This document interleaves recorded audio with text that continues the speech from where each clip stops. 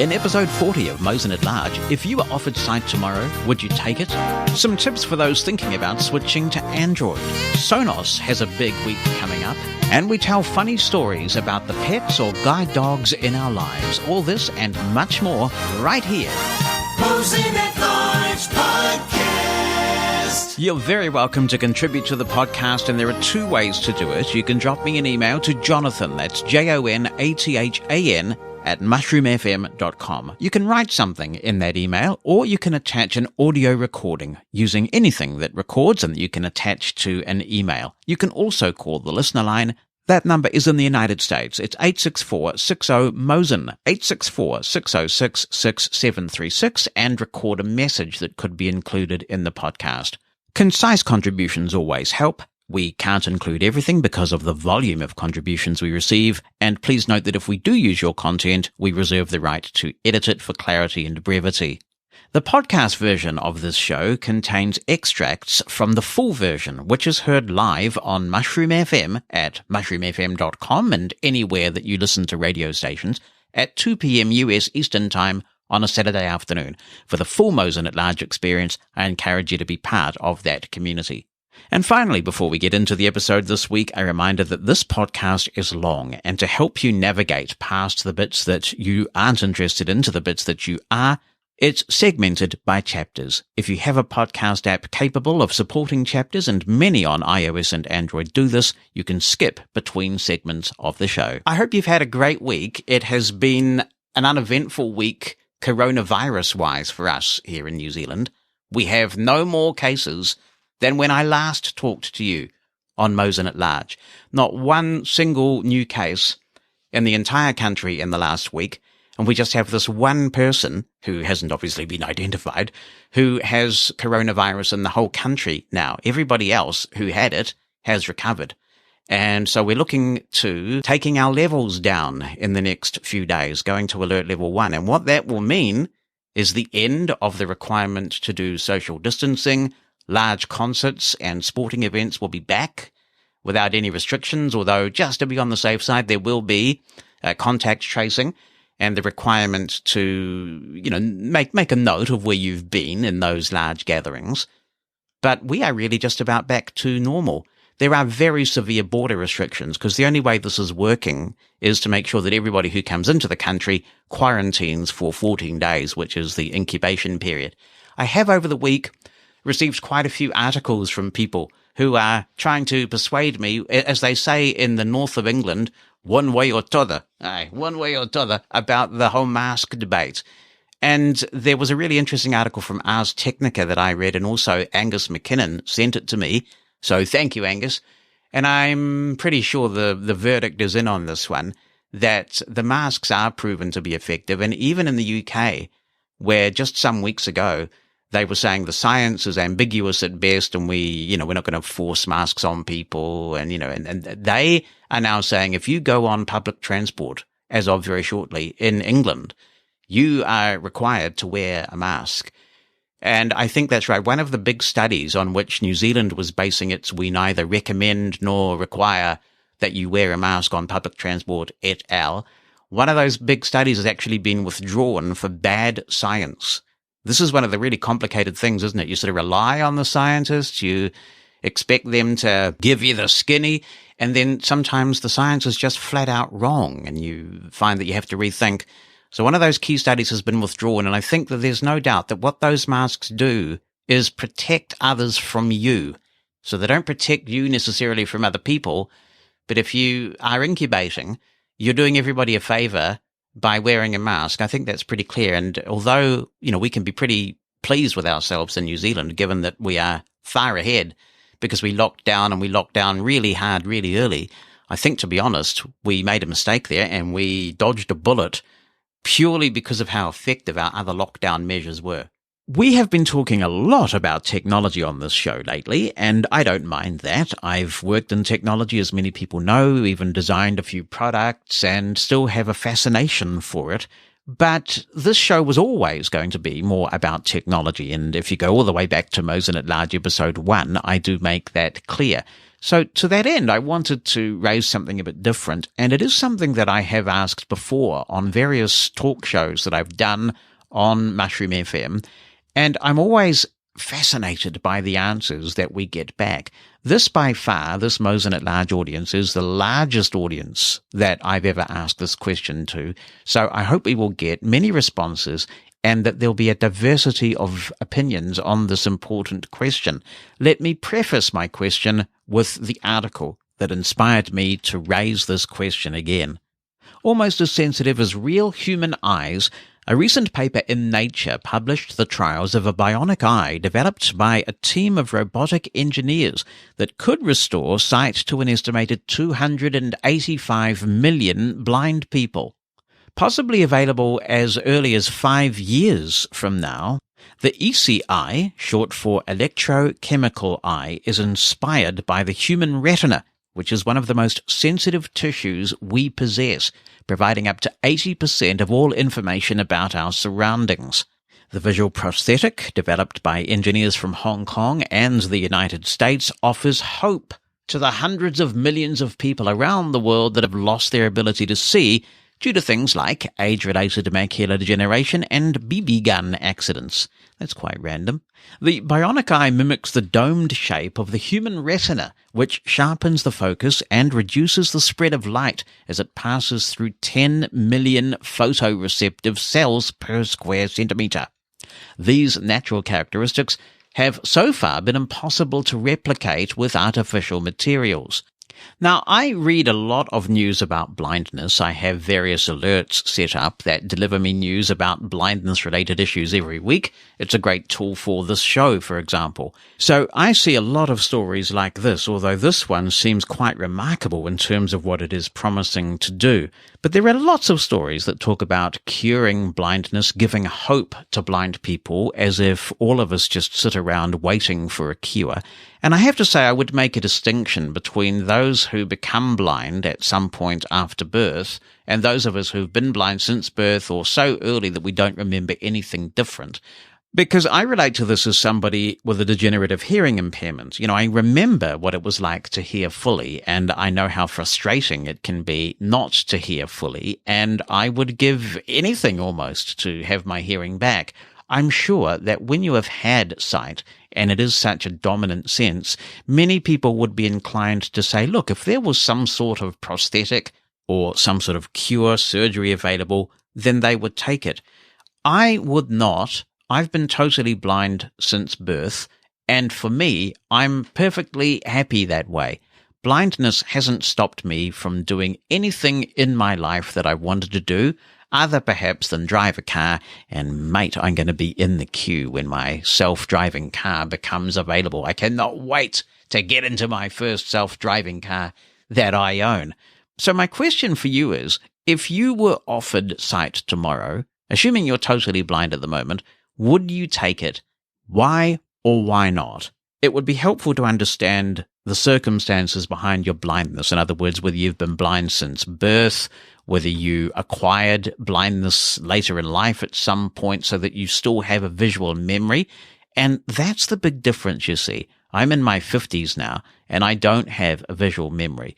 So what concerns me is that if I were to get a prosthetic like this that suddenly gave me sight, and the article does go on to say, actually, that this prosthetic does have the potential to give people better sight than sighted people, which is quite an extraordinary position to be in. If I suddenly had that sight, I wouldn't know what to do with all the data. I would actually need rehabilitation. So there you go, there's a tip. Get yourself set up for rehabilitation of newly sighted people. Because if these things come to fruition, and eventually they will, there's going to be a whole new industry for the rehabilitation of newly sighted people. Because you're just going to be bombarded with all of this data, and it's going to come streaming in, and your brain's not going to know what to do with it. I mean, you're not just going to suddenly get sight switched on tomorrow if you've been totally blind since birth and see a cat passing by and your brain says to you, that's a cat. You won't know it's a cat. I mean, you'd need to just be trained in the most basic of things. You'd have to be trained about what color looks like. So for someone congenitally blind, I think it probably is a more complex question. But no matter what circumstances caused you to have a vision impairment, I would like to know if you would take this. One of the things that I think would make a really good sort of science fiction novel, or potentially some sort of philosophical work of fiction, would be the pressure that might be placed on blind people who choose to remain blind, who are comfortable with their lot, don't see the need to have to learn about all of this visual data at the time of life that they're at, and whether there might be public policy pressure brought to bear on blind people in that situation. I think this is something that consumer organisations like NFB and ACB and Blind Citizens Australia in Australia are going to have to think about at some point. If there is a, quote, cure, unquote, for blindness, and I don't perceive my blindness as being something that needs to be cured, it's just a characteristic of mine, one of many. But if blindness can be cured, and you choose not to take it because you're concerned about the repercussions and the time it will take to rehabilitate, it could be that public policy makers will say, well, if you've got a choice and you've opted not to make that choice, then we don't have to pay you benefits. We don't have to compensate for the costs of your blindness because you've chosen this condition. And of course, there are also questions about what this means for accessibility. You will potentially have people pressuring blind people and others with impairments as this technology spreads to say, look, forget about accessibility, just become like us. Be really interested in your thoughts. Jonathan at mushroomfm.com, and the number, of course, in the United States, 864-60-MOSEN, 864-606-6736. Jonathan Mosen at Large Podcast. Some comments on the bionic eye question. Pam Quinn in sunny Iowa says, hi, Jonathan and all. Having been blind since birth, I've never longed for anything to be different as far as sight is concerned. The senses that we have, though, are such wonderful gifts, and if we were to try to explain what any one of them was like to someone, there just aren't any words that would convey or do them justice. So I imagine that the same would be true for sight, and for that reason, if I had a chance to try out the bionic eye, maybe I'd give it a shot. It could be rather frightening, though, and one of my professors told me a long time ago that if someone who has never seen were to suddenly have sight, they would require more training and rehab than a sighted person who became blind would. The sensory overload would be quite an adjustment at first. I really wonder how this bionic eye has or can even come to the experience of actual sight. I say this because I've heard simulations of what it would sound like to have a cochlear implant, and wow, it sounds like they have a long way to go for improving those, and I hope I never need one. I'm thankful that they're available, though, and I have a friend who is getting one today, in fact. But back to that bionic eye, I wonder how they will decide who will get them. Well, I mean, I imagine good old money will play a bit of a factor, at least in the beginning. Thank you, Pam, and this is a really big difference between remediating sight and remediating hearing that a lot of people who are sighted and don't have a hearing impairment do not get. When you wear hearing aids, it is nothing like, or for that matter, a cochlear implant, which is the next step up, it's nothing like having your hearing corrected in the same way that glasses correct your vision. So if you're able to get a prescription for glasses and they essentially give you 20/20 vision back, your sight is every bit as good with your glasses on than had you not been wearing glasses and you were born with 20/20 vision, or you currently had 20/20 vision. Hearing's not like that. So this bionic eye, if they get it right, it does have the potential, as we heard in the article, to actually even be better than standard human sight. I mean, we're a long way there, but the potential does exist. More tweets. This one from Shane Jackson, who says, I absolutely agree with you here. Oh, that's nice. At almost 47 years old, I do not want something I have never had. I've been blind since birth, and it's who I am. Holger is tweeting in and says, I was sighted, and if it was a clone eye, I would do it. If I use that, it would be going from analog to digital. I suppose it would be in some respects. And Kathy Blackburn in Austin, Texas, says, I'm 70. I don't think I'd know what to do either if I regained vision. Remember, there was a book by Oliver Sacks that covered this. And Kathy also continues as the tweet stream comes in. I'd have to research which book it was. This is the Oliver Sacks she refers to. I remember that the patient still couldn't distinguish visual between cat and a dog. He had to touch one to find out what it was. And I guess you would have to. Maybe they'd have to, you know how sometimes people with a bit of usable sight get blindfolded as what some people say is a legitimate rehabilitative technique. It could be that you'll be tied with your hands behind your back when you go into sighted rehabilitation, so you don't cheat by feeling it to confirm what it is that you think you're seeing. There you go. There was a movie, and it was possibly based on a book called At First Sight. That was an interesting one. I remember seeing that movie. You should look it up if you haven't seen the movie. And I think that possibly was originally based on a book. Email coming in from Petra. She says, "Good morning, Jonathan. I would choose to be able to see. I could still use all my blindness skills, but would be able to see my daughter, family members, all the colors of the rainbow, and the world." And then she says, if the masks are so good at preventing, why quarantine everyone coming into New Zealand? Just make them wear a mask.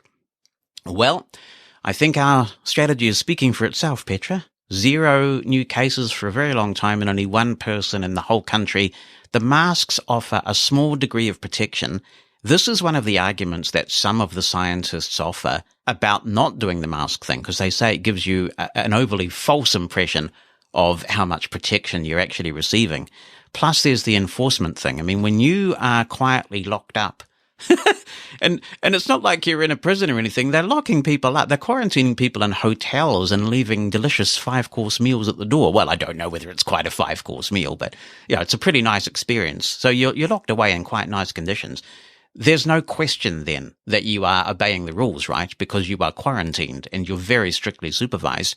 And the thing is, I mean, it works. It absolutely works. I think there are many countries in the world that would just be so desirous of the current experience that we have. So we certainly won't be changing that policy. And also keep in mind that New Zealand is used to this because we have to keep out a lot of pests and diseases. You know, we've never had rabies in this country, for example, a whole bunch of other things.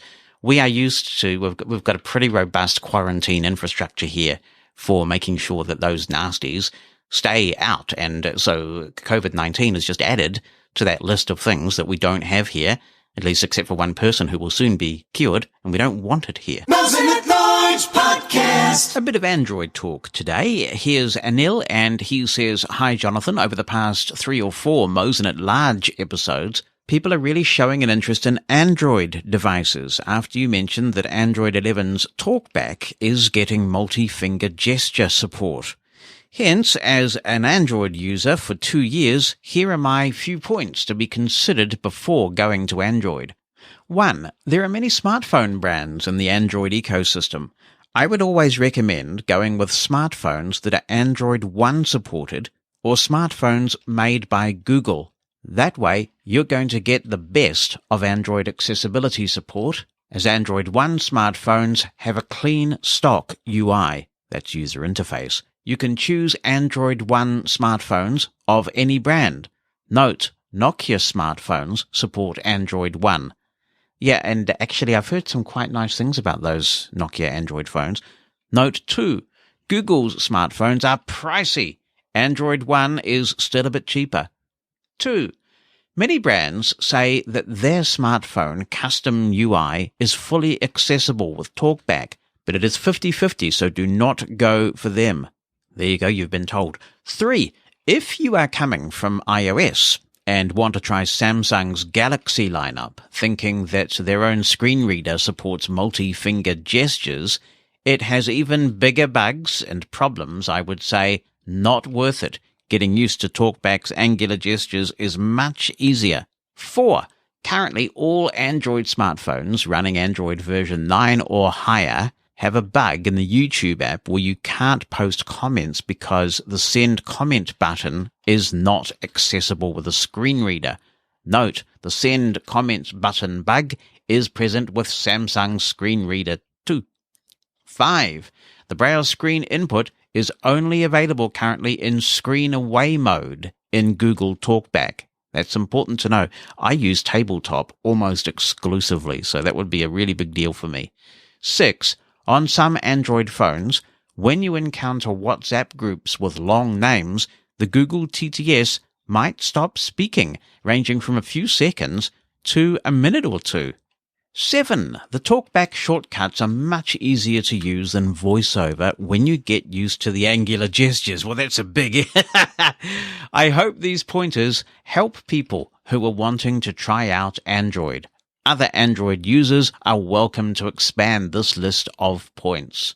Thank you very much for that, Anil. I really appreciate you taking the time to do that. And even though we don't agree on the angular gestures, and I mean, that's just a personal preference thing, there are many things that I find easy to do that other people don't. And this is one of those cases where I just cannot get on with those angular gestures at all. And I'm so grateful that in the next little while, it'll be, as I say, a moot point. Now, from India, we go to Sweden and hear from Heinrich on a similar subject.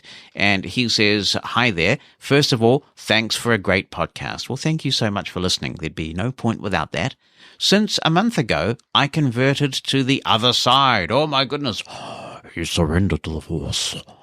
After 7 years, completely lost in Apple's ecosystem. I need the reverb. Lost in Apple's ecosystem. I finally bought an Android phone, and my choice was a OnePlus 8 Pro.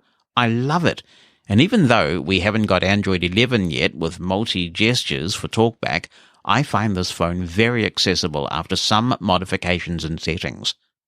There are several things I find better than any iPhone, like Google Assistant, far better than Siri. Yeah, I mean, it would be really, really hard for anybody to make a case that Google Assistant isn't eating Siri's lunch. I completely agree with that. And he continues, and this phone behavior is very much like a PC when it comes to handling document reading and editing with an external physical Bluetooth keyboard. Yes, I can concur with that, actually. That's absolutely true. It's very similar. He says, I can navigate and edit text just as if I did it on my computer. That's not the case with an iPhone. No, it isn't. If you're coming from a Mac, you'd be really at home, I guess, editing text on an iPhone. And I guess I've just trained myself over the years to cope with that, which just goes to show that the same is probably true of angular gestures. I mean, if an Android phone is all you have, you will eventually get to grips, I guess. The very long battery life, he continues, is another thing I like. Even if I use this phone a lot, a fully charged battery lasts for 3 days. And speaking of charging, I heard that you like the Apple's Quick Charge 18-watt USB adapter charger, which charges your iPhone fully in 2 hours. This OnePlus is fully charged from 0 to 100% in 1 hour.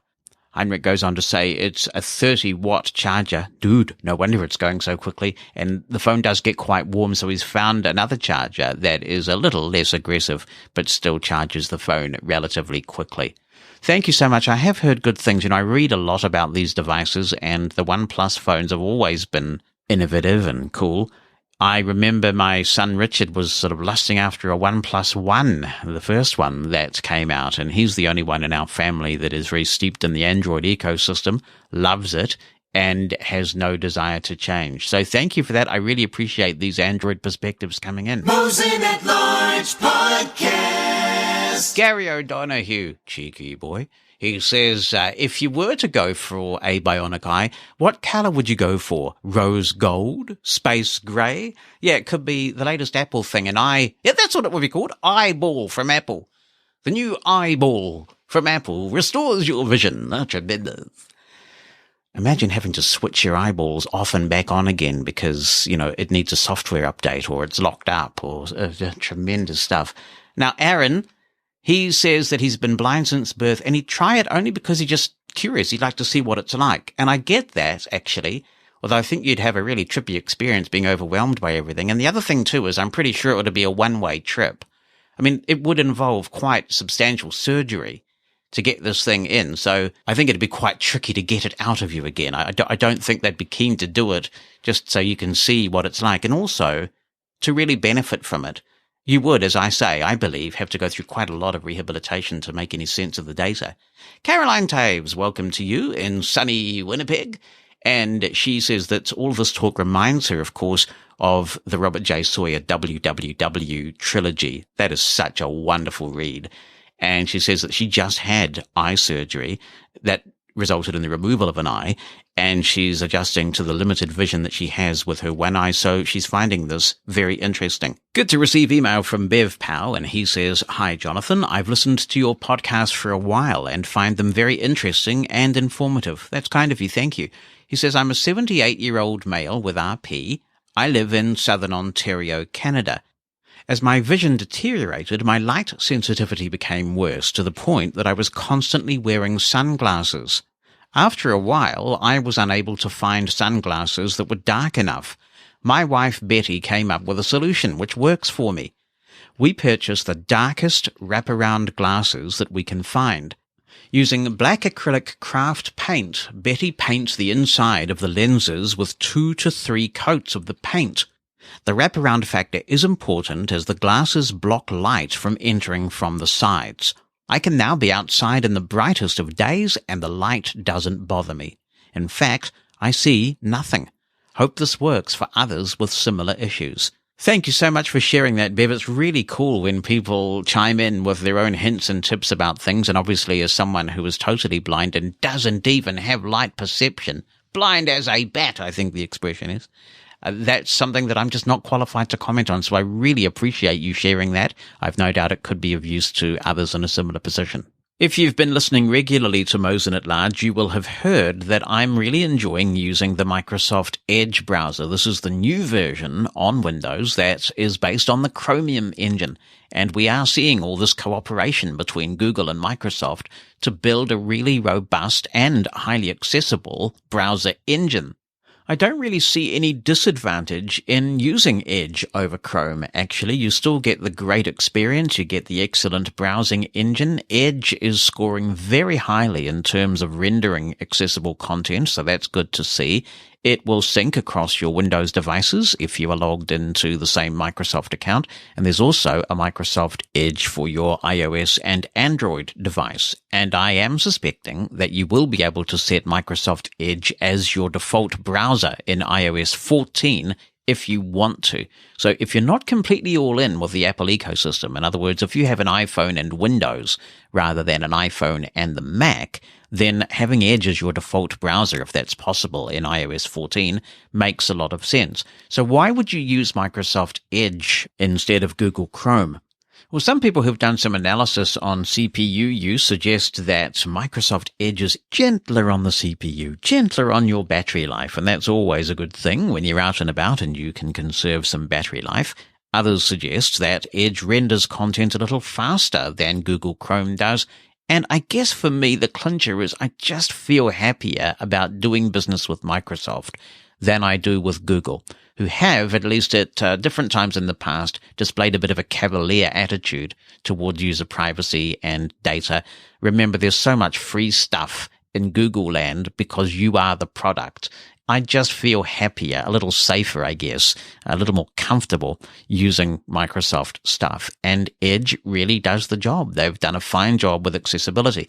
The reason why I tell you all this now is that the time has come. If you wanted to get Microsoft Edge in the past, you would have to go and get it from the Microsoft website. It was a deliberate act, as it were. Now the new Microsoft Edge is starting to be pushed via Windows Update. And that means that you will find that clunky old Microsoft Edge, I presume it disappears once the Windows update has taken place, and you get the nice shiny new Microsoft Edge instead, which is a gazillion times better than the thing they used to call Edge. So if you find that you get the new Microsoft Edge in Windows Update, take it for a spin, and I would be very interested to know how you're enjoying it or not. Hi, Jonathan. It's Megan. I just wanted to let you know that the YouTube update has been released, and the rewind bug is fixed. Yes, and I don't like to say I told you so. Thank you for telling us about that, Megan, but I told you so. I told you. So when they fix this, and Gary is actually lamenting this on Twitter as we speak live here on Mosen At Large, he's talking about the problem with YouTube rewinding and fast forwarding. That was fixed in now the update before the current one. I think they just pushed another update in the weekend, but about a week ago, they came out with this new update for YouTube, and it was just some nebulous nonsense like we fixed the tubes that bring you, that stupid stuff.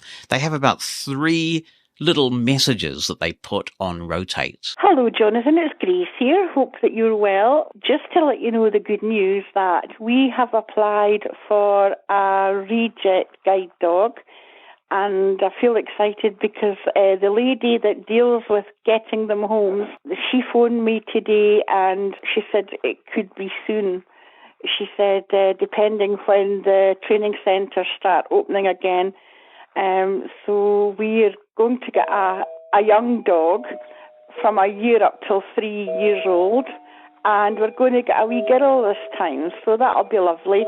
That is exciting news, Grace. And for those who don't know, because Grace has been calling into the Mosen explosion for a while now, their dog Ben unfortunately died. He was quite elderly, Ben, but he died a wee while ago now. And that's always tragic, no matter what the age, when you've got a canine companion and you've had them for that long, any pet really, and they eventually die. It is a sad thing. I'm surprised to hear that it's not going to take too long to get a reject guide dog, because I would have thought they would have been in huge demand, But this does bring to mind a couple of stories, while we try and focus on things beyond technology, as well as all keeping the technology content and stuff. I was reminded of a story that my family doctor, when I was a kid, used to tell. We all used to go to Dr. Young. I'm the youngest of 5 kids, and we all used to go to Dr. Young when we had our various ailments, and he was even around when we were thinking of starting a family. So, he's one of those classic family doctors, and you used to have to wait in the waiting room in the surgery for ages. If you had a 3:45 appointment, you would be lucky to see him by, say, 4:30. And the reason for that was that when you eventually got in there, he'd always have a good chin wag with you, really good long chat, and it would just go on forever. It was all very entertaining, but you would get your ailment cured with a bit of luck.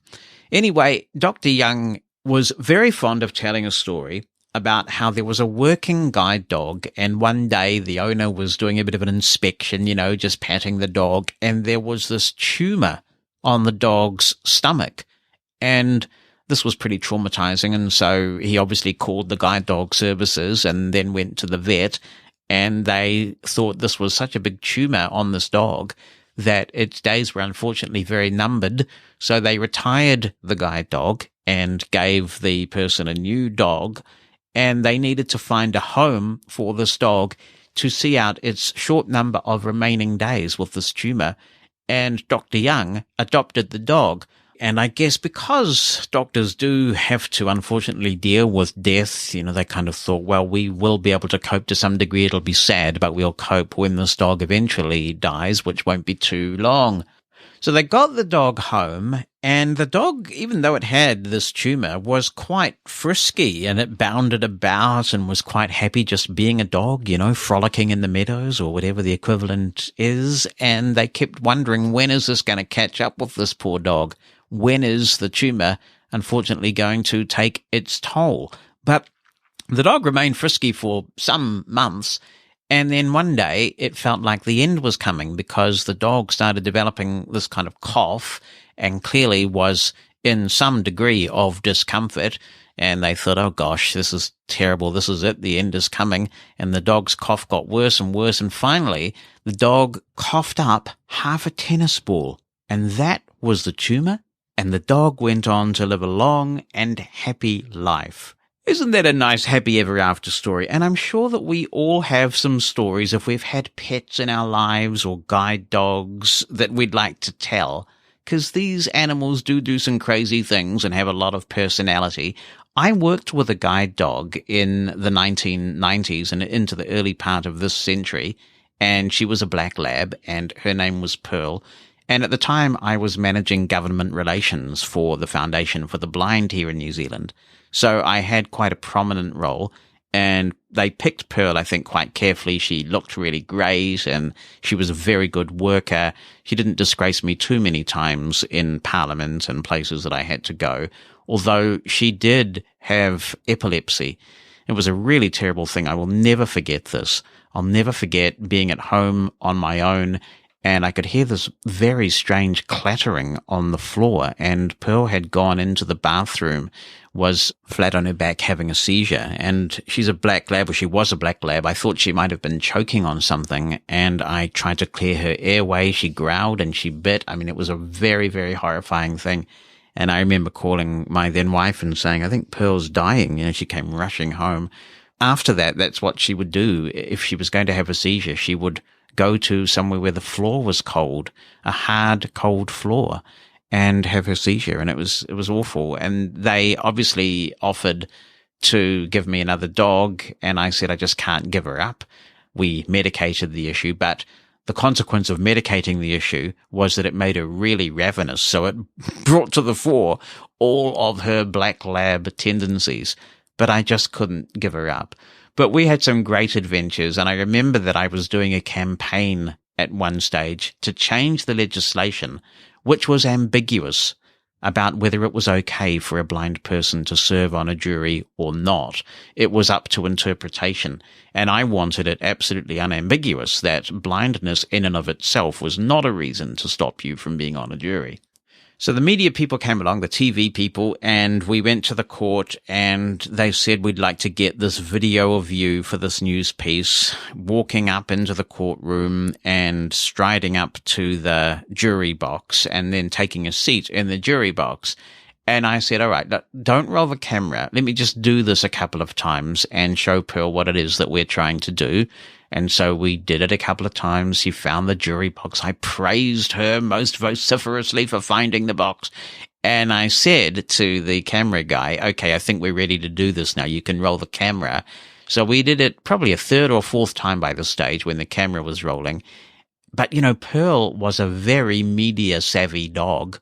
So she strode into the High Court again, and we were doing this lovely, you know, walking along. I was saying, good girl, this is great.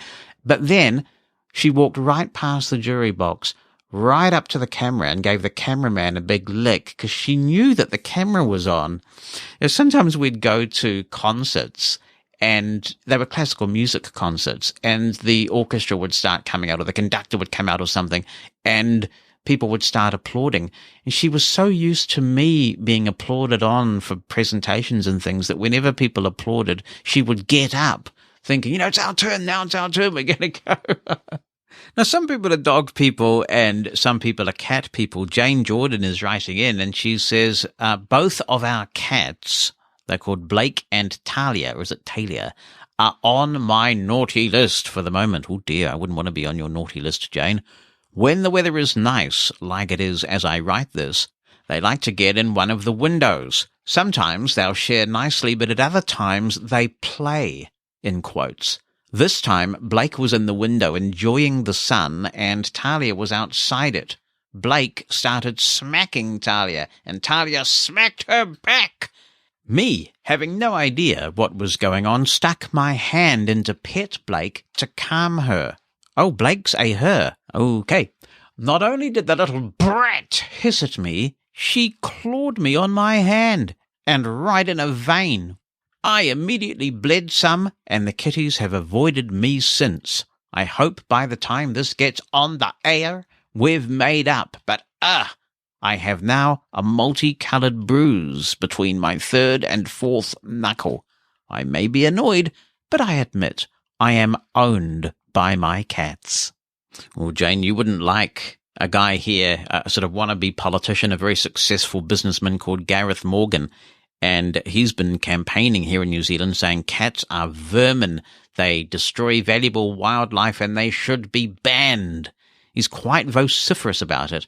And we actually have a political reporter who has a cat now called Gareth Morgan, in spite. Over to the UK we go on the subject. And hi, Jonathan. It's Dan from the UK. I love your weekly show and podcast. I am a first-time emailer. Well, welcome, Dan, because, of course, if people didn't email or call in, where would we be, eh? Where would we be? Nothing but waffle from me. Yuck. Anyway, so I'll continue with your email. I've got a story about my first ever guide dog that I would like to share. I got my guide dog Reggie almost 3 years ago. Guide dogs in the UK put us up in a hotel for an intense 2-week training course. This included very early mornings, getting up every day at around 6 a.m. to spend our dogs. Oh, is that what you call it? Spend our dogs. That's an interesting way to... It's funny the way that people talk about getting their dogs to go to the toilet. Here we have busy, busy. You give the busy, busy command, and your dog's supposed to do its business. Although if you've got a Mac, that could be a real problem because Safari says busy, busy, busy so often, your Mac might be telling your guide dog to poop inside. I wonder if you could sue Apple for that. Anyway, yeah, spend our dogs, getting everything ready and starting the daily training. As I wasn't that used to the early mornings, I got into the habit, still being half asleep, every morning leaving my key card in my hotel room. Every morning, I had to trudge with Reggie, my guide dog, to the reception to ask them to let me back into the room to collect my card. After around my 4th or 5th day on the trot of doing this, I walked once again back up to reception. The receptionist took one look at me and said, "You've lost your key card again, ain't you? Come with me." I smiled and asked Reggie Guide Dog to follow the man, and we went down the corridor. He then found what I thought was my room and then let me in. It still being early in the morning, around 6:30, I thought I'd go back to bed for a quick 5-minute nap. Me and Reggie walked up to the bed, and that's when a random man shot up out of his bed and shouted, "Get out! This isn't your room!" Me and Reggie then had to walk, very embarrassed, back out of this man's room. I don't think I will get this embarrassing but hilarious moment that I shared with my first ever guide dog out of my head. On the point of getting sight back, I agree. I wouldn't necessarily want to be able to see again. I have adjusted to the loss, and I have to say, it kind of defines who I am. I live an upbeat, happy life, am totally comfortable with the fact that I have no sight. I also have some mobility issues, with a dropped foot and numbness in the feet. If the option ever arises to heal the spinal cord injury, it wouldn't take me a second to jump at the chance. Also, I heard that you have a rowing machine, Jonathan. Would you be able to share where you got yours from? Also, I'd appreciate any listeners that use any accessible gym equipment, like exercise bikes, etc., and how you get on with them. I am very much enjoying closing the rings and doing workouts with my Apple Watch Series number 4. Thank you, Dan. I do have a rowing machine, and I got it from a company in New Zealand called Number One Fitness, which is probably no help to you. I'm a big fan of the rowing machine because it gives you cardio, but it also does strength training at the same time. This is a pretty portable rowing machine. I mean, you could easily put it in your living room and use it while you are watching the TV or listening to Mosen At Large or something like that. It's one of those magnetic ones, so it doesn't have any kind of big wheel. It's not mechanical, but I like it. It gives me enough resistance, and I feel like I've had a really good workout when I've used it, and there is a dedicated rowing machine workout on the Apple Watch. So I'm quite happy with the little rowing machine that we have. We also have one of those sort of weight machines that has all these different levers that strengthen different muscles, and you can move this little clip to determine how many weights you are lifting. Is it called a CrossFit machine? Maybe that's what it's called. And you lift the weights, essentially. So you can strengthen. There's a bar way above you that you can pull from above to strengthen those muscles. There's ones that strengthen your kind of upper arms, a leg one. And when you use that thing, as you gradually increase the weights, that's really good. And it has certainly helped me get back into shape as I've been on this kind of low-carb, meditation, fitness-based journey. And I just feel so fantastic for doing it. We also have a treadmill. It's a MyRun Techno Gym treadmill, and it's not cheap. I got it because it had a really good iPad app. The iPad app has not proven as intuitive to me. I don't know whether inaccessible is the wrong word in this case. It certainly isn't. If it's accessible, it's not accessible in a way that I personally find that intuitive. But it is a good treadmill, and there are probably other options that are out there now that can offer you connectivity between your watch or your smartphone or a smart device. But it is kind of cool. You can set up a program with this TechnoGym MyRun treadmill that takes you through a sequence. So it warms you up, gradually it speeds you up, and of course, research keeps coming in on the many benefits of interval training, where you go just absolutely as crazily fast as you possibly can for a quite short period, and then you slow back down and you do it again. And that has all sorts of known benefits. And so you can set programs up to do interval training like that on the TechnoGym MyRun app. So we do that. And we also have an exercise bike. So we've got quite a bit of gear. We currently have a lot of that gear, with the exception of the treadmill, in our garage, which we turned into a makeshift gym. And we have a sauna in there as well, which is also great for weight loss and detoxification. It's an infrared sauna.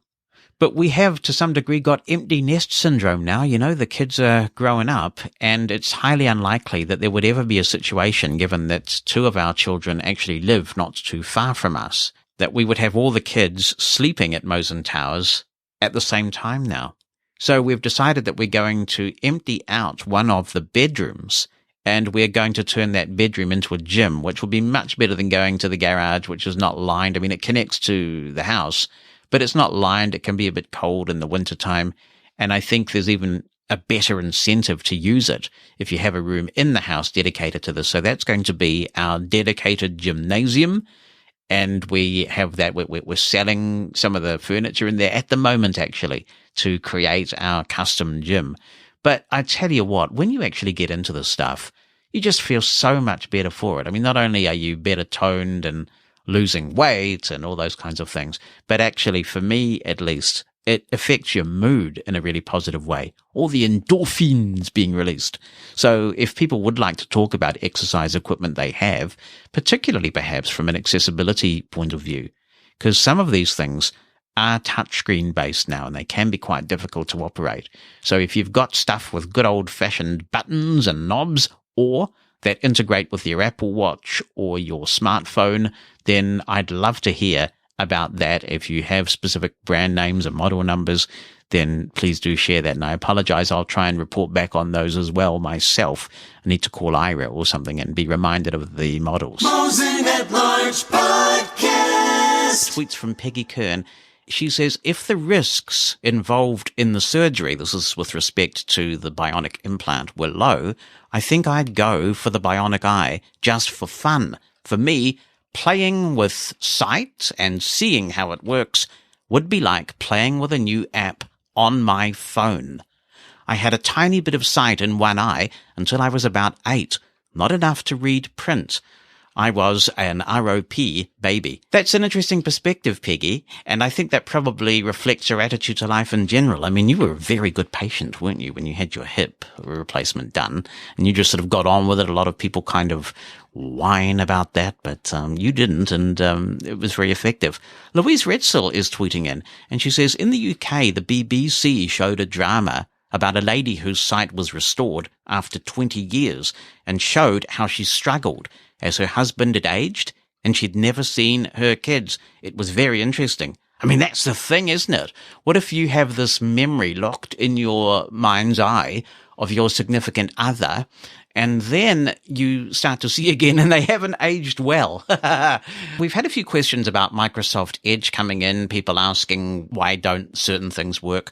What I found is an okay strategy is to get on the test flight build of Microsoft Edge on your phone, and that will give you builds that haven't officially been released, but I haven't found them particularly dodgy or unstable, and you do get some good features that way. So try and do that. I forget how you do it, but I think it's pretty public. If you search for Microsoft Edge Test iOS or something, it'll probably come up. You can join that build via test flight and get regular updates, and you get the latest features. Similarly, I'm running the Microsoft Edge developer builds on my Windows machine without any trouble at all, and they tend to have the latest and greatest, particularly in terms of accessibility features.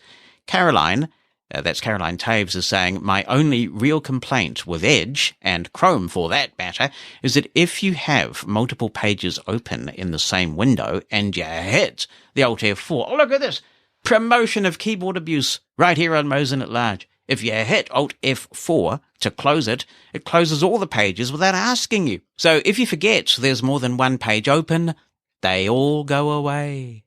See, I am a notorious app closer. And I think this probably stems from just being around technology for too long and being mindful of, in days of yore, if you didn't close apps that you weren't using, your computer got really sluggish, so you sort of get into the habit of doing it.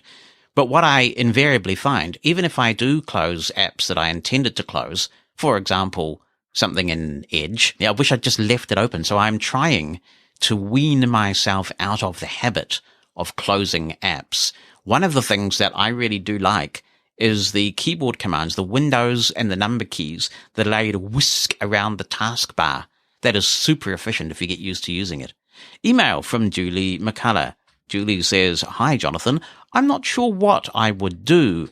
I would like to experience the colours and the seeing of what family and friends look like that sighted people enjoy so much. But I wonder if the part of my brain that controls sight is even alive. I am blind because my optic nerve didn't develop, so I imagine that my brain would have to do a lot of rewiring for me to see if that could even happen. Having sight might make me crazy if I couldn't figure out a systematic way to adjust to it. If there were societal or governmental pressure to get this bionic eye, would they take into account what might happen with people for whom the problem was the connection between the eyes and the brain? Thank you for doing such a wonderful, well-thought-out, humorous, and compassionate show. I deeply appreciate your advocacy and concern. Thank you so much, Julie. Roger Peterson, hello to you. Jonathan, he says, I almost got a PhD in experimental psychology, specializing in the senses. Sight is much more complicated than hearing, and we know more about vision than we do about hearing. So if they can't make cochlear implants sound like real hearing, why should we imagine that artificial vision would work any better?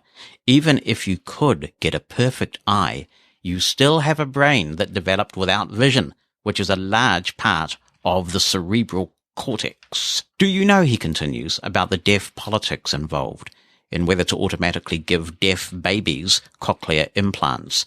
The parents, who are often deaf, tend to say no. Yes, I am aware of that, Roger. I find that a really interesting discussion because with the deaf culture, which is something actually I have a lot of respect and admiration for, they don't view deafness as a disability. And so they view, I guess, giving someone a cochlear implant much like, say, someone who's African American might view some procedure that made you white. They see it as a sort of an insult. It's a very interesting, and I accept many people would say, radical way to think. I think the question's a bit different with any impairment. This is a very deeply held philosophical view that people have, and I respect the passion that people have on this. But if I had blind children, I would welcome that. I would embrace it. And in some ways, I'd be quite excited about having blind children. And I've gotten into trouble for saying this in the past.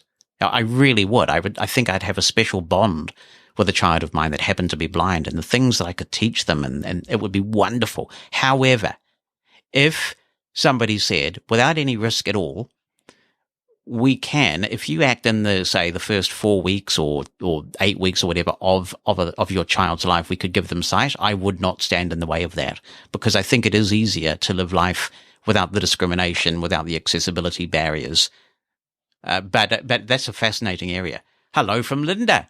She says, I never had vision and am over 65, but I would be quite tempted to try out the bionic eye, depending upon the risks. However, I doubt that will be offered to those who have never had eyesight.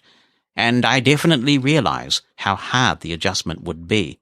I do recall that Oliver Sacks book, and I believe the patient, who was a woman, never adjusted well to having eyesight.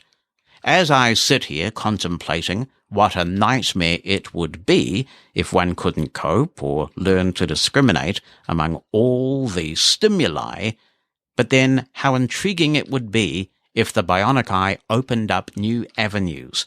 I am glad I live now with all the tech available, but I wouldn't mind the ability to see and possibly accomplish tasks more comfortably. Here's Steve Catway. In 1970, my introductory psychology course textbook contained a case study of a man whose sight was restored at the age of 51.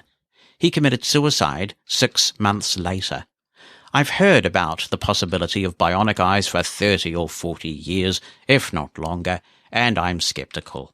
They might well work to ameliorate some forms of blindness, but they won't work for all conditions, including mine, retinopathy of prematurity.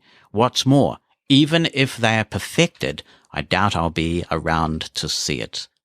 About that self-driving car, while I'll be in line with you, I think you have a much better chance of realizing our dream than I do, and I don't think the biggest obstacle will be the technology itself. Rather, it will be societal attitudes that will oppose the idea in spades.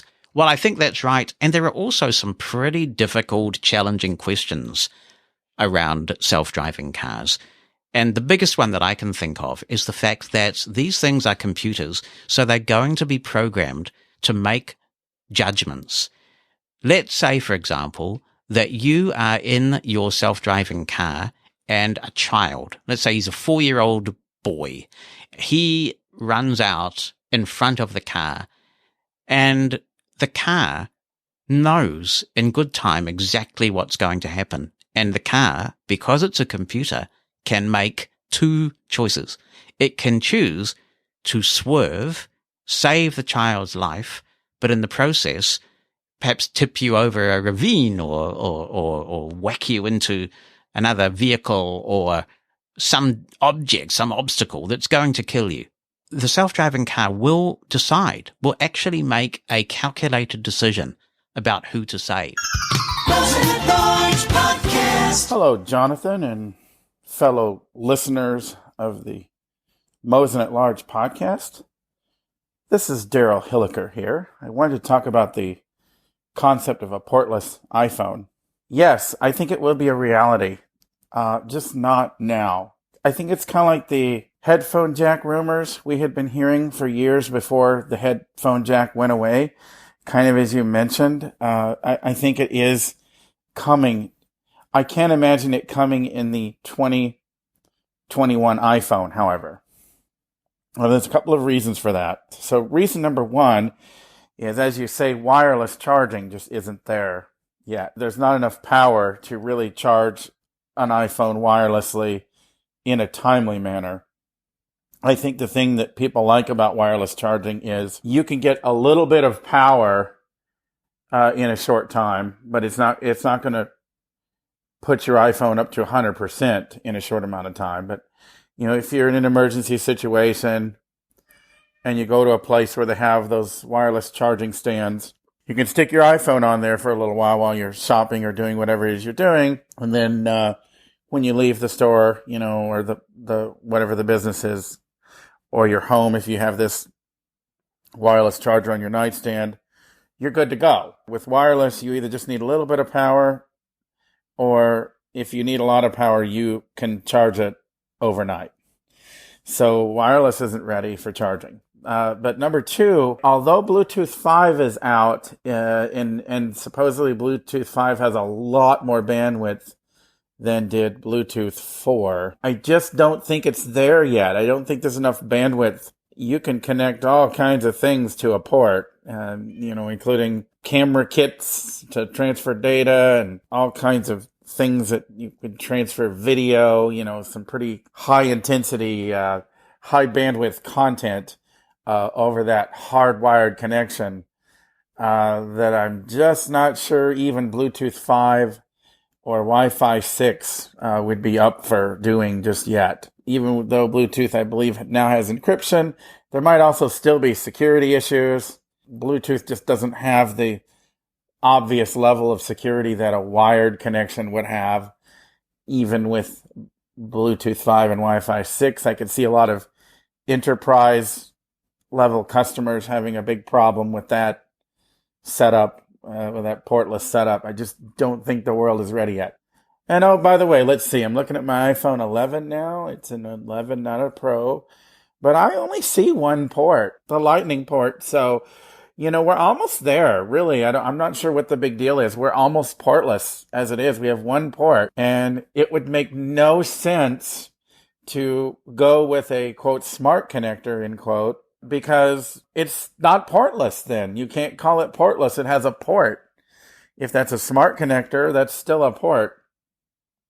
Yeah, Jonathan, I'm with you. Let's go USB-C and be done with it. I'd like to see Apple joining the rest of the world. After all, they already have. The iPad Pros are already USB-C. I saw someone's iPad Pro last year, and I had forgotten that. I'm like, wait a minute. I cannot plug a pair of Lightning headphones into that thing. That's USB-C. So they're already going there. I'm not sure why we don't just move that along and start putting it in iPhones. So maybe that will actually be the next step in the 2021 iPhones is USB-C connectivity. Thank you, Daryl. Well, later this year, we are going to see a good number of new iPhones out there. And of course, these will be the first with 5G, but I believe there will be a greater range in the model. I suspect Steve Jobs would not have been happy about this. He was always for a simple, clearly defined product range. But I think we will see more in this iPhone Pro category. So we've talked about three options so far in this discussion. We've talked about Apple producing a portless iPhone and not producing a portless iPhone, or producing a new iPhone that has a smart connector. And I agree with you. I think that's highly unlikely. You get all sorts of Apple rumors in this game, and you have to know which ones to take seriously. I think a portless iPhone may well be on the horizon, but one with a smart connector makes no sense because it just inconveniences people for no real benefit at all. One other possibility we haven't thought about yet, or discussed here on this podcast anyway, is what if the Pro range of iPhones in 2021 goes to USB-C to be consistent with the iPad and, for that matter, the Mac? And the non-Pro iPhones, the sort of consumer-grade iPhones, are portless. And I think that's another possibility as well that we may be considering. But even then, I tend to agree with you. I think 2021 would be too early. That said, Apple has been known to push the envelope on these things before. So we'll just have to see. It's a big week coming up for Sonos. If you're not familiar with Sonos, this is the amazing audio technology that is multi-room. It's been around a long time. There are others in the wireless speaker space now, many. But Sonos really started us off and got it to a consumer level. They do very clever tech, and it also is good sounding tech. They spend a lot of time on getting their speakers sounding very good. And Sonos had a real PR disaster a while ago. They came out with a media release that was ambiguous, it was confusing, and it said that some of the older Sonos speakers were going to be deprecated. This caused some consternation among the audiophiles, because some audiophiles have got speakers they've had for 20, 30, 40 years, and they sound brilliant. Of course, what Sonos didn't really do a good job of explaining was that Sonos is a fusion of computer technology and audio technology, and computer technology becomes obsolete much quicker than audio technology does. Sonos wants to move the platform forward, so they've been working for a while on a new operating system for the platform called S2, and you can go to a page on Sonos's website and they'll tell you whether any of the products you have are not compatible with the S2 operating system for Sonos. We actually don't have any. We've got Play 1s, Play 3s, Play 5s, the new ones, a Play Base for now, and a Sub, and a Connect. No, it's been replaced now. What do they call that? A port, a Sonos port we have now, which is the updated version of Connect. But anyway, all of our stuff, even the stuff we bought when we got into Sonos back in 2016, largely thanks to listeners, actually. And Gordon Luke, well, he's a listener sometimes as well. All of that stuff is compatible with Sonos S2, so we are very fortunate. We are grateful for that. There will be several new features available immediately, I understand, when Sonos S2 comes out. And there are two parts to this process. The first thing is that you will need to download the app. the new Sonos S2 app, and that's just going to be called Sonos in the App Store. The older app will still be available for S1 systems, which is what we're all running now, and you'll be able to get that as the Sonos S1 app. As a result of all of the argy-bargy Sonos generated for itself, they've now got this kind of multi-pronged approach, or this dual approach, where if you have S1 devices, you can download that S1 app and you can still use them in their own little Sonos ecosystem. But S1 and S2 devices won't be able to talk to each other. So if you do have some older Sonos products and some newer ones, you might be able to set things up so that you can still use those older products with one app and use the newer products with another. Good excuse to update if you have the ability to do that, and of course not everybody does. So the big factor after you download the app is it going to be accessible? Well, I have done a little bit of reaching out. I have to say I cannot vouch for this information personally.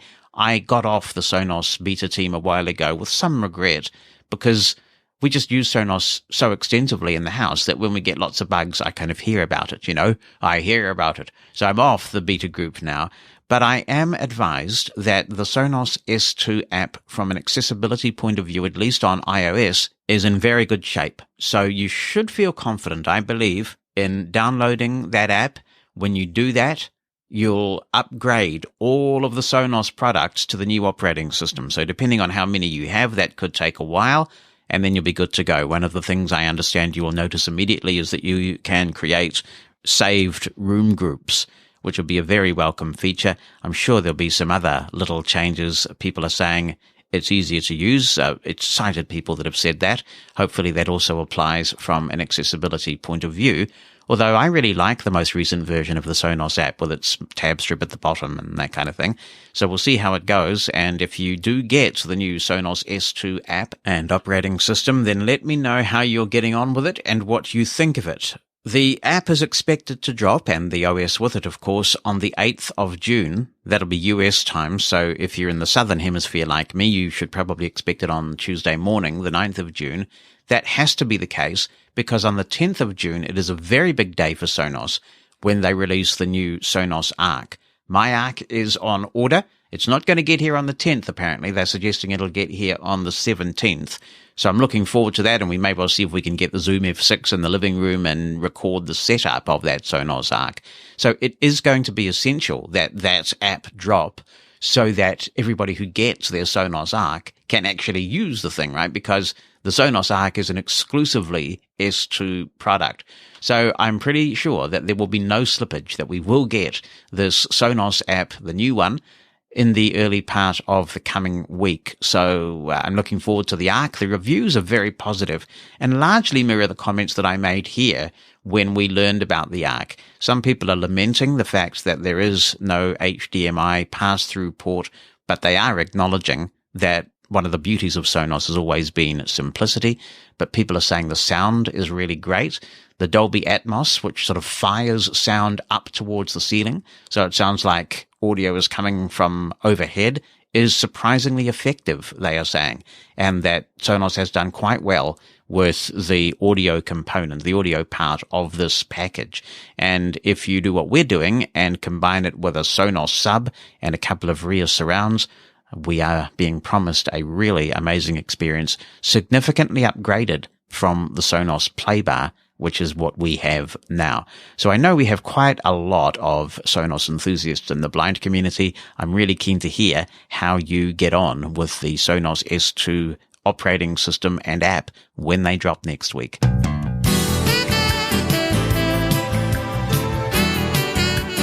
Mosen At Large Podcast. Hello there, Jonathan. It's Dean Calder here from Melbourne, Australia. We had a Cocker Spaniel. For around about 13 years we had her, and she certainly was a real character and had a really friendly sort of personality. Now, something she did which was quite extraordinary. She ate a dozen minced tarts, which was quite a lot, to eat, because we had them out one day for her, and she, ate all those and was absolutely fine. Now, getting to guide dog stories, I've had two guide dogs. My first guide dog, Phoenix, I worked him for 7 years. And something he did which was quite funny, when I started working at my current job, I used to have a mat for Phoenix to lie on.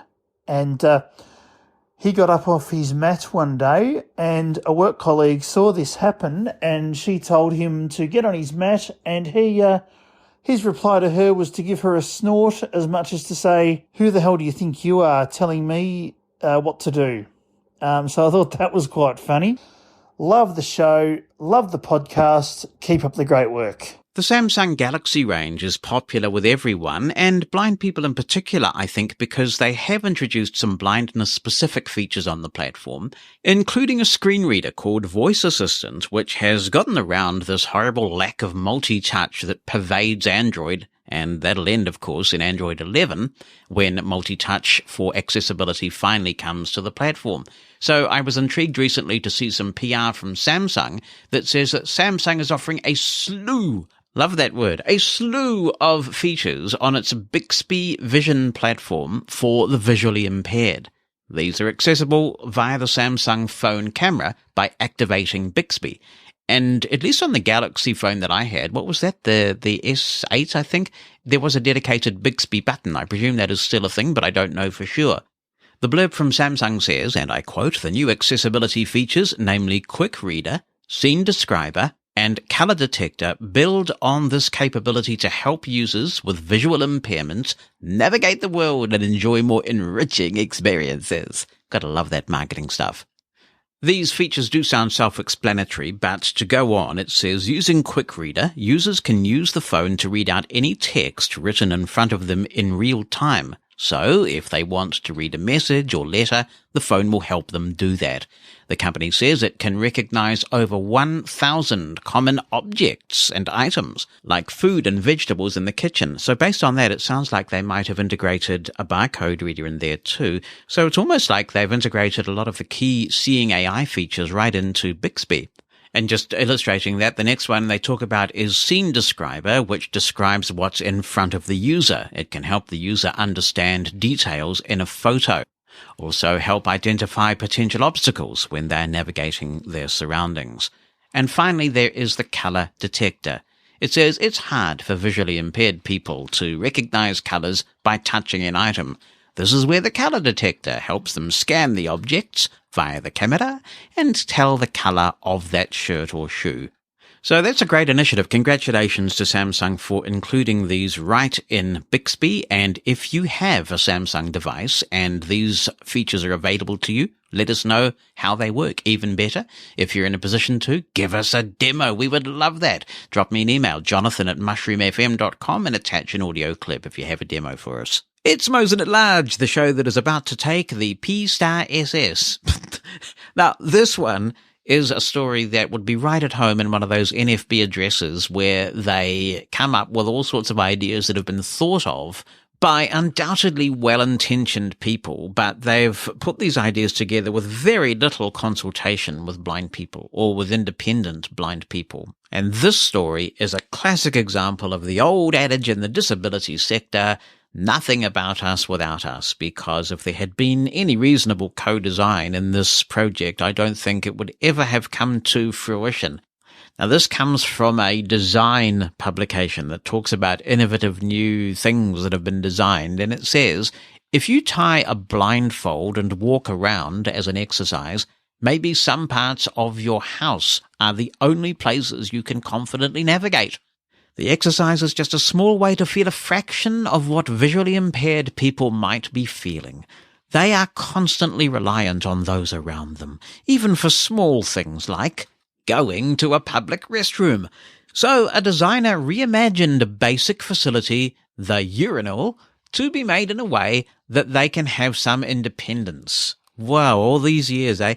And of course it goes on, privacy when they use the bathroom. This particular design revolves around the common urinals for men that you find in malls, movie theatres, schools, and most other public places, because that situation is trickier than being in a restaurant. Right. There are 37 million people across the globe who suffer from some kind of visual impairment. or perhaps they suffer from this sort of language. Anyway, while there are various organizations that help train such people to be independent, there are some places, like a public restroom, where they would require extra care. Sutha, I presume that's the name of the designer, observed that visually impaired people have no interaction with the products in the restroom, which leaves them fumbling. This redesign is created around using sound as a guide to identify and position oneself in front of the urinals. Here's a quote. I kept their ability to sense around and tactility in three-dimensional space, says Sutha on the choice of using sound as a guiding force. The designer understood that finding their way around the restroom was still doable, but finding products was harder. The users navigate through the tactile mobility system on the floor with special tiles, which can also be used to map out other areas of the restroom. Each urinal is in front of a "Stop!" tile, so when the user steps on one of these tiles, the sensors pick it up and a sound lets the user know they are in front of the urinal. There are 2 more stop tiles near the urinal, so when the user is close enough, the sound will buzz again to let them know they are precisely positioned. If the sound system gets compromised, there are guide rails in the stalls to help. Occupied urinals will make a different sound to let the user know when they are crossing. The sensors activate the flush once the user steps back, and there is another sound buzz.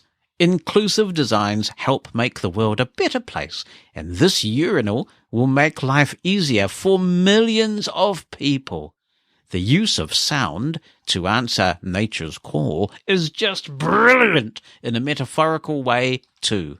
Gosh, I wonder how I've ever been able to take a leak in public all these years without this amazing device. I know that the designer obviously meant well, but wouldn't it have been good to do just a little bit of market research and actually find out whether we need this thing? Then he wouldn't have needed to spend so many pennies getting this thing organized. Mosen At Large Podcast. Hello, Jonathan, and hello to the other listeners of the Mosen At Large podcast. This is Lachlan Thomas. I'm in Melbourne, Australia, and I wanted to contribute to the podcast in relation to episode number 38. I wanted to demonstrate a couple of talking clocks that I have. The first one I want to demonstrate is a very old clock that was given to me by a relative in around 1994. Now, he bought this clock, I think, in 1991. Certainly, he first showed it to me in 1991.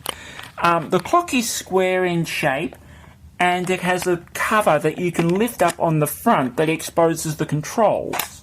The clock has no maker name on it, and no model name on it. There's really no information about the clock. The only thing I know about it is that it was made in Taiwan. And I know this because there's a note on the battery cover that says as much. This talking clock uses a voice chip that I think was quite common in other clocks. A good friend of mine, in fact my best friend, had a pyramid-shaped talking alarm clock that had the same voice as this clock I'm about to show you. And if you want to know what the voice sounds like, this is what it sounds like. It's 8:55 p.m. The button that you press to announce the time is not working terribly well, so I have to press it multiple times to get it to speak. Jonathan, I think you mentioned that your brother had a pyramid-shaped talking clock, and you said it had a pretty dreadful voice. I'm wondering if his clock had the same voice chip as my clock does. This clock does have a rooster crow and a beep alarm sound. It's 8:57 p.m.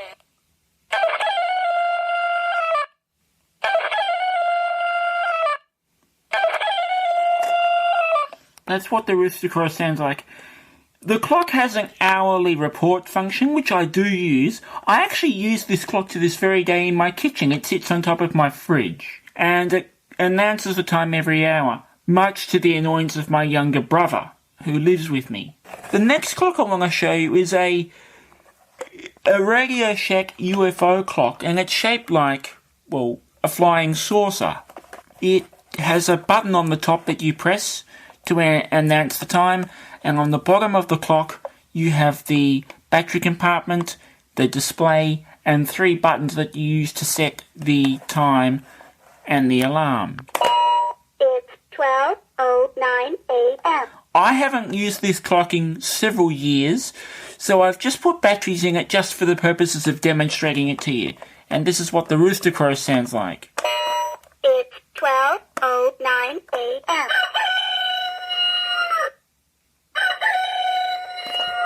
That was given to me for my 13th birthday, I think. Now, the next talking clock I want to show you is a Voicer MT10 clock. This is a pyramid clock. It's not like the pyramid clock that my best friend had, that had the voice chip that my clock I demonstrated to you earlier has. The pyramid clock my friend had the buttons and the display on the bottom of the clock. So when you stood the clock up as you normally would, the display was not visible.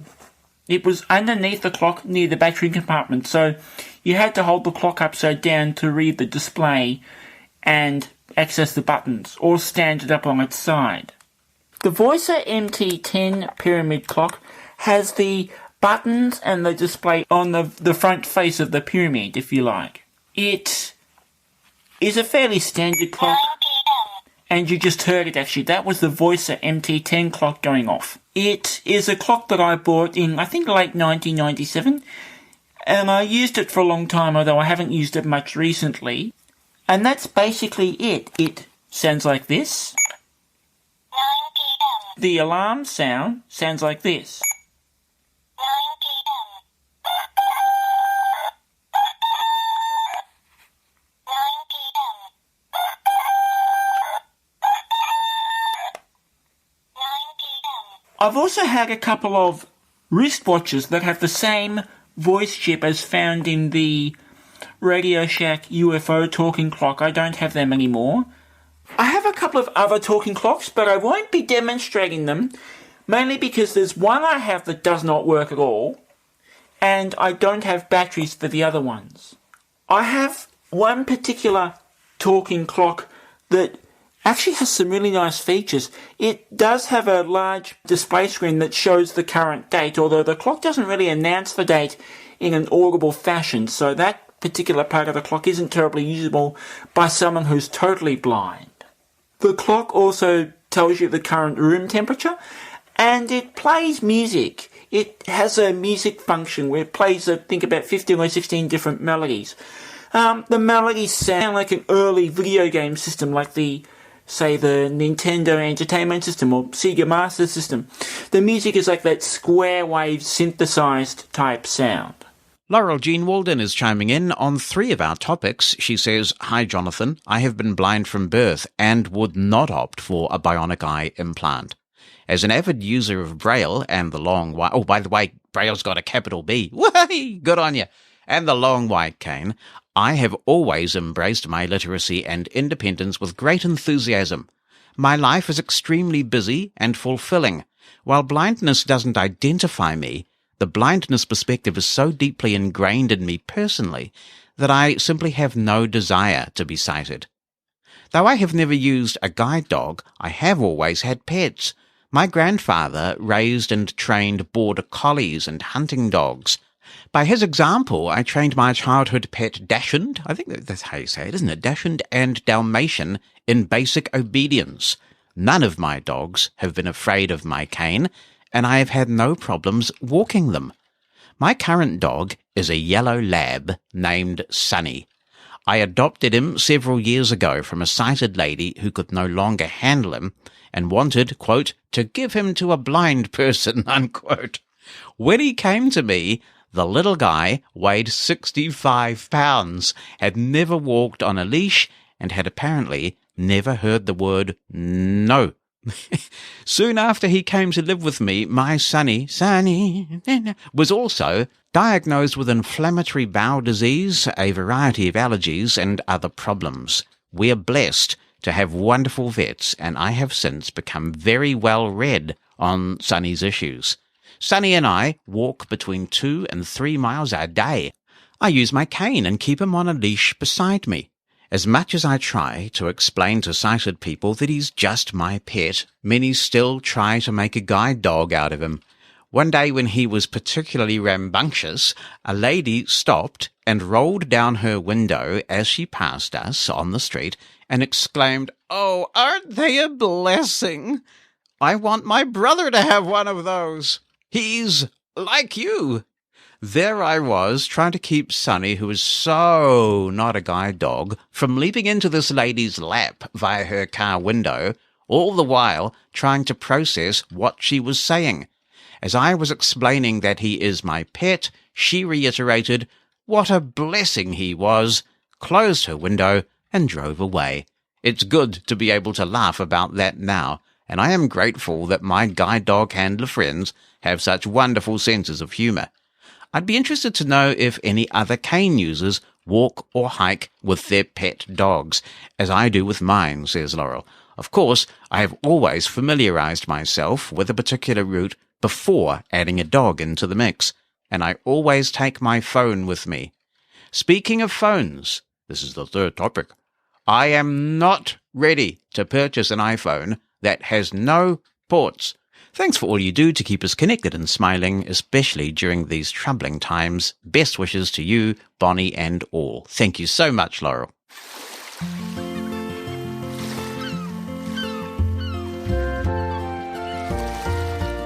The Bonnie Bulletin is back again. Hello. Welcome, Bonnie. Good morning, everyone, and afternoon, evening, wherever you are. Well, that covers all the bases. It does, yeah. You are starting to talk like your text-to-speech engine. I am? A lot of us do this.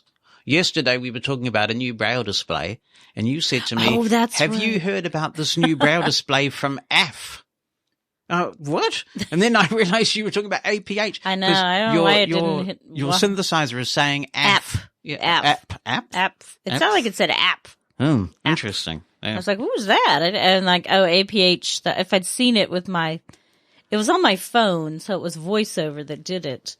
I blame VoiceOver. I do remember when I started going to ATIA. And I said to Russell Smith, I'm just going to book my travel for Asia. And he said, what? And I said, for Asia? And he said, you mean ATIA? And I said, oh, my screen reader, my text-to-speech says Asia. Asia. Well, why can't they call it Asia?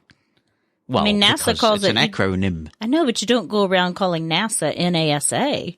You call it NASA. Well, I don't know. You could ask them if you like. Yeah. What's happening? You got any reactions to all the discussions we've been having here? I guess the big one is the whole bionic eye thing. Because you've had some vision. I have, yeah. I had quite a bit of vision until I was 8. And if your visual cortex, because the eye is one of the most, no, not one of the most, it is the most complicated organ in your body. You think about it as this little round ball that sits in a socket and whirls around. Yeah. But it's not. I mean, it's technically part of the brain, which is the computer that drives the whole body. And there's so much in the eye with you were talking about the 500 million receptors. I mean, that's a lot in one little place. But if your visual cortex has not developed, it doesn't matter how good the device is, you're not going to see because your brain's just not going to be able to handle it. And a lot of sighted people, they think it's as easy, and maybe some blind people too think it's as easy as, oh, if you got a new eye, you would see, but you would have to learn. You would have to learn the same thing that you did if you lost your vision. But without that visual cortex development, I don't know that you could ever see if you'd never had vision before. And we did have a question come in, why don't you just close your eyes when you want to function again as a blind person? But what people don't understand is that closing your eyes isn't the same as not having sight. No, not at all. And one thing that they never told me when I lost my vision, I didn't learn this till years later. I don't know if they told my parents. I don't know if they knew what it was at that time. But when you lose your vision, you can still see things. It's called Charles Bonnet syndrome. And it's part of... Is that with phantom limbs too? That kind of thing, isn't it? Yeah, I don't know if they call it the same thing. And people who have hearing loss sort of hear this weird high frequency stuff. You know, that's where tinnitus comes from. But I probably would do it because I have seen before. So I probably would if it was safe, but I probably would do it. Interesting. What if you decided that I wasn't everything you expected? Well, I'm sure that that nothing was I had expected, because I think it would be quite overwhelming. If you saw again, you'd be kind of freaked out at first. Isn't it true though that before we sort of officially got together, you had somebody you trust look over my pic on of course. That was even before we met. I mean, officially met. What's he like? What's he look like? I do that with everybody. So I mean, I feel a bit embarrassed about it, and I don't know why. Like, for example, I'm sort of curious about what certain people look like, but I'd still be a bit sort of embarrassed to call Ira and say, describe the way this person looks. I'm not sure why. Yeah, I'd be a bit weirded out by that, but I will ask other people. And also, Ira will give you a very factual description. They won't give an opinion. They're they won't say, oh my goodness, they'd be like, oh my God, they're horrible looking, or they're beautiful. Gorgeous. Yeah, but I do that with everybody that I meet. And sometimes I imagine what they look like. And then you find out what they really look like, and they don't look like anything you think they... Look, I get that all the time. Yeah. People think I'm much, much taller than I am. Yeah. So one of the funniest kind of stories to that is a friend of mine who sadly passed on, Mike Townsend, but he was giving a talk to a bunch of AT&T execs about blindness and diversity and whatever. And some man asked him, how did he do his hair?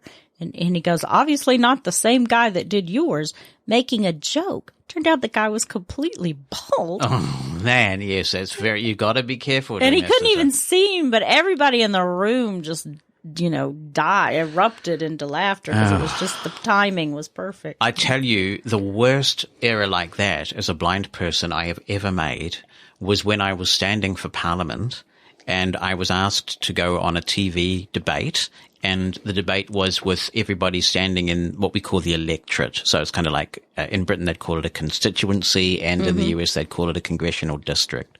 So I was on this debate and we were talking about diversity. And I was saying how really important it is that the disability perspective is represented, that there was basically no one who was representing that perspective. And I said I also thought it was a real shame that there was no one running for this electorate who was Maori, and everybody sort of goes, because one of the guys was, and I had no idea that he was, because obviously I couldn't see, and I had just made an assumption based on the names that there was no one there. There are no Maori so here. A real blindy boy. mess up. Did you apologize to him? Well, I didn't. No one actually told me until after the live thing had finished, because they didn't want to. I mean, it was a really bad thing to be in, because obviously all the TV audience were like, what a net! Yeah. No wonder they didn't elect me. Well, thank you so much for another marvelous body bulletin. Cool. See Bye, you next everybody. week. See Okay. Ya. Bye. Mosen at Large Podcast. Hi, Jonathan. My name is Gary from South Africa. First-time contributor, and I discovered the Jonathan at Large yesterday, as a matter of fact, and subsequently be downloading podcasts and enjoying them thoroughly. Jonathan, what I'd like to know from you is, you are a avid JAWS user. I would like to know your views on NVDA. Do you like it? Do you have it as a backup on your system if JAWS fails you? Or would you rather use something like Narrator as a backup? I have heard that Narrator has come leaps and bounds in Windows 10 versus the other Windows. I haven't played around much with it yet. But just your views on it. And then what happened to Window Eyes? Is it still around? Or has it on the highway of software managed to go? Oh, look at that. He's got the sound effects. Thanks for the great show. I'll be listening as often as I can, or if not listening, downloading the podcasts. It's very informative and very, very well put together. Take care. Thank you so much, Gary. And hearing your voice in South Africa reminds me that the cricket season can't come back again soon enough. I'm looking forward to it, and I hope you're doing okay in these coronavirus times. It looks like South Africa's keeping it at bay to a considerable degree, so congratulations on that. I do have NVDA. I don't use it very often because I just don't find it sufficient for my needs in terms of configurability, but it's a free tool in the toolbox. And what I do really admire about NVDA is the community around it, the sort of open source collaborative approach of blind people solving their own problems. Of course, you're right, as Narrator becomes more capable, it is very cool to just be able to walk up to any computer and have quite reasonable access. Regarding what happened to Window Eyes, well, this is quite a convoluted story in a way. What happened was that GW Micro was eventually acquired by AI Squared, and AI Squared's primary product was Zoom Text. Zoom Text is to low vision what JAWS is to blindness. And then VFO, as it was called then, now Vispero, acquired AI Squared. So really, I think the idea was to get JAWS and Zoom Text under the same umbrella. There would also be all sorts of synergies there. But Window-Eyes sort of came along with the acquisition, and eventually Vispero made the decision to retire Window-Eyes. And so there was a lot of publicity around that at the time. And I was working for what was then VFO and had to do the podcast to explain to people what the upgrade arrangements for Window-Eyes users was. If you are a fan of the work that Doug Joffre did, and of course he has made a tremendous contribution to this industry. He's one of the giants, isn't he? So it's good to know that he is not lost, his talents are not lost to the industry, because he's now working with the narrator team at Microsoft. And they have got quite a few people around them at Microsoft now who do know a lot about screen reading. And so I think you can expect narrator will continue to improve with subsequent versions. I do wonder whether it might be time to decouple narrator from operating system updates. I think if narrator is going to really be responsive and advance, perhaps we should get to a point where you can get narrator updates through Windows Update. And I have no idea whether that's planned or whether it's a thing at the moment. I don't believe that in the past we've got narrator updates through Windows Update, but I do think that's where it has to go so that changes can roll out more quickly beyond the Insider program. Of course, if you want to become a Windows Insider, then you can get narrator updates quite regularly. Mosen At Large Podcast. One of the things I love about this show is that I learn a lot from it, and here's an example, a great message here from Eric. And he says, "Hi Jonathan, I've heard a lot of lamenting happening surrounding the struggling to hear a screen reader over a video or audio conference call on Zoom and the like. I've been lucky enough to have a solution to this problem during the entirety of my work from home stint, and I want to pass that info on. I encountered the same problem about a year ago when I started playing Dungeons and Dragons with some friends online and wanting to keep up with the action while also reading up on my character stats. I considered a mixer to solve the problem, but found the number of options and capabilities to be quite vast. It was a strange problem to have.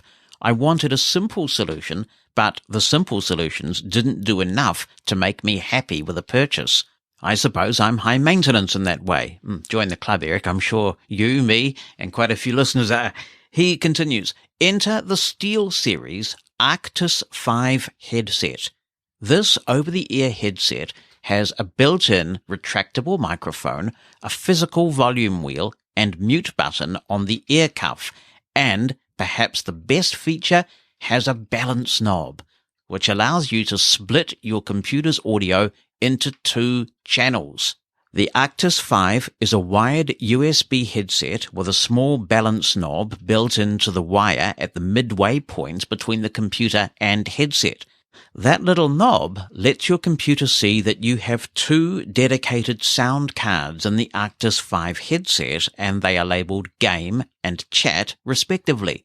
The headset is developed for gamers who want to mute their chat while playing a game online, or mute their game so they can hear their friends while playing online together. For my purposes, I have my conferences set to come through the game channel and JAWS to come through my chat channel. If I want to turn down the conference a bit so I can hear JAWS, I simply twist the knob slightly and I can hear more JAWS than conference for a bit. If Zoom announcements are getting annoying, I can turn the knob the opposite direction and only hear the conference audio without killing JAWS. It's a very simple and effective solution, and I have to say it's been an absolute delight since I purchased it. Also, for anyone worrying about comfort, it comes with an elastic band beneath the hard plastic that wraps around the head to lightly suspend the headphones in place. It sounds weird, but they are incredibly comfortable to wear. Also, for those interested in visuals, you can customize some RGB lights on the headset, which allows them to glow in different colors.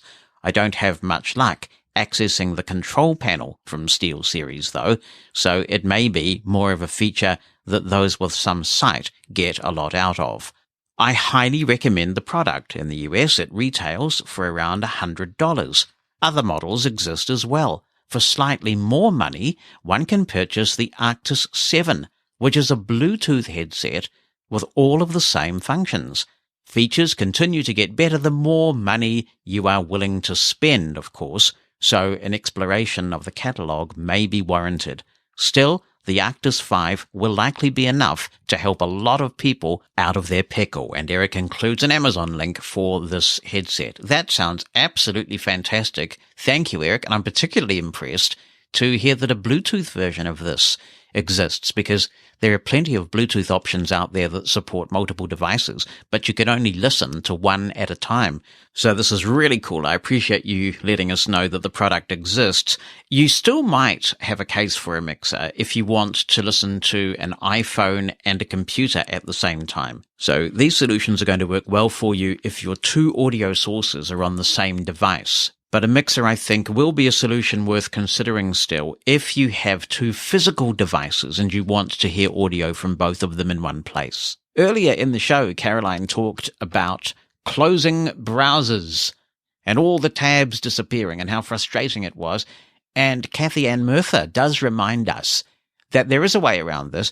Instead of having the browser come back to your default homepage, you can set it up in preferences, and this applies to both Edge and Chrome, to make sure that you just load the previous pages that you had before you closed the browser. So if you prefer to do that, then you can. And of course, you can still use the hotkey to go back to your home page. So that is actually a really smart idea. Thanks, Kathy Ann. Jonathan Mosen. Oh, that's me. Mosen at Large Podcast. Hello, Jonathan. This is Brian Borowski. As for exercise equipment, I just have an old rowing machine that I use. And I have an exercise bike, which I've put a couple of generators on, and I run a large car stereo system on it and a number of fans. The fans I don't actually point at me, but if I want more load, I can turn on more fans and things like that. And I measured my output. It's about sort of 230 or 240 watts, kind of cruising along on the thing. I usually do about, I think 17 or 18 minutes for 3 times a week on that. And then I do rowing machine and things of that sort. So that's what I do for my exercising. Look at you go. Thank you, Brian. Good to hear your voice. And it is a preferable thing, at least for me, to have this gear at home rather than go to a gym. I mean, there are benefits of going to the gym in terms of they hire the latest and greatest and you just pay a subscription.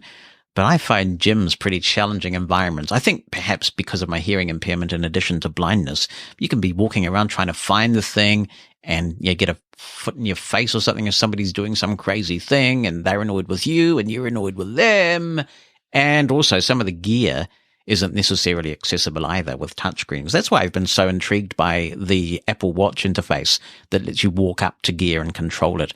But I've not actually seen that in action. So carefully picking just a small selection of fitness gear so it's accessible and it works for you and you have it at home seems very attractive to me. Hi, Jonathan. It's Maria.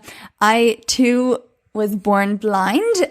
In my case, it was because of a retinopathy of prematurity. And like you, I personally would absolutely not take the chance to see if I were given it. First, I'm definitely thankful and grateful for the journey that it's led me on in life and for the perspective that it's given me and how I perceive things with different senses.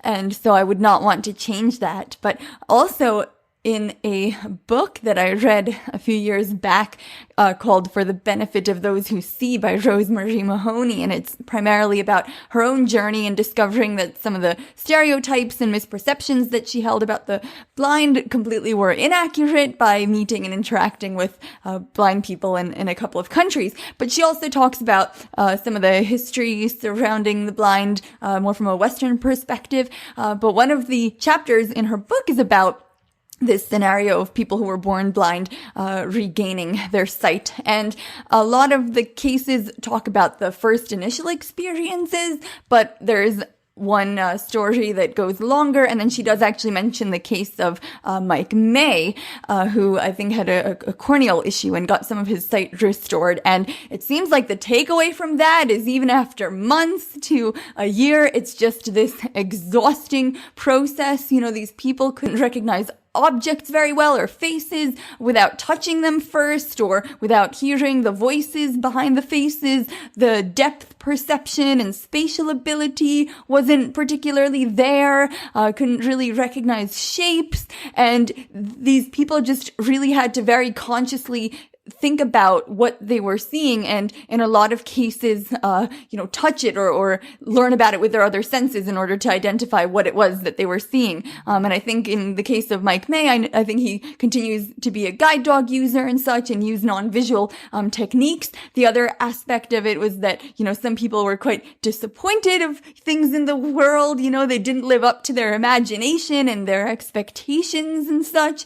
And so she was making the point in the book that this is because the neural pathways in our brains, those who've been congenitally blind, have rewired themselves, and we haven't had that opportunity to develop the visual ability. And so it just isn't, it seems terribly effective if we then regain that, biological aspect. And so it just sounds very exhausting and not too useful from what I've read. And just, I have heard this about the visual cortex being rewired to process taking in information by touch, and also a neurologist that I've heard talk about this. She's seen MRIs of different, brains of people who are congenitally blind and how things, light up with the performance of different tasks. And she said that she's noticed that the rewiring is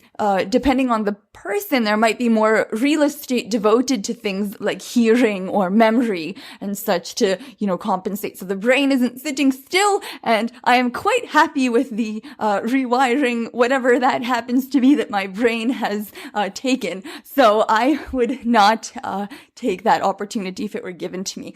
As for my Lacey Lou, which story to tell you? So we had in my MBA, there was a mergers and acquisitions course, and the final project was where students had to pitch a potential deal that they'd researched, and the class was like the board, and they were supposed to critique. And so it's the last project, it finishes, maybe there are less than 5 minutes left of class, they're done, and the professor says to one student, "So what did you think? Would you go for this deal?" And the student is quite hesitating, and he goes, I suppose that it was fine. And once he said fine, my usually very quiet in harness, you don't even know she's there, Lacey lets out 2 very loud, sharp barks. And I burst out laughing, as did the rest of the class. It was just so unexpected and surprising. I couldn't even correct her or anything. I was laughing. And the best part, the professor goes, "Well, clearly Lacey disagrees with you. Strong finish, Lacey. No more questions had to be answered. The presenters, they didn't have to, answer any more questions." And so she completely sabotaged the end of class, but in a good way. So life is definitely an adventure with doggies. Just before we go, a bit of a light note. First of all, Gary Hoff says that he would like to try the bionic eye, kind of like trying an app to see what it's like. And I guess you can delete the app if you don't like it. I'm not sure if it's going to be quite that simple to get rid of the eyeball if you don't like it. But yes, I get the point. It's tantalizing, isn't it? But the light note I refer to is this, in terms of dog stories that we've been telling today. He was lost, as we often are, right? He was lost. He asked a random guy, just stopped a random guy and asked them for directions. The guy knelt down, started whispering into the guide dog's ear, giving the guide dog directions. Oh, brother. To contribute to Mosen at Large, you can email Jonathan, that's JONATHAN, at mushroomfm.com by writing something down or attaching an audio file. Or you can call our listener line. It's a US number, 864-60-MOSEN. That's 864-606-6736. Mosen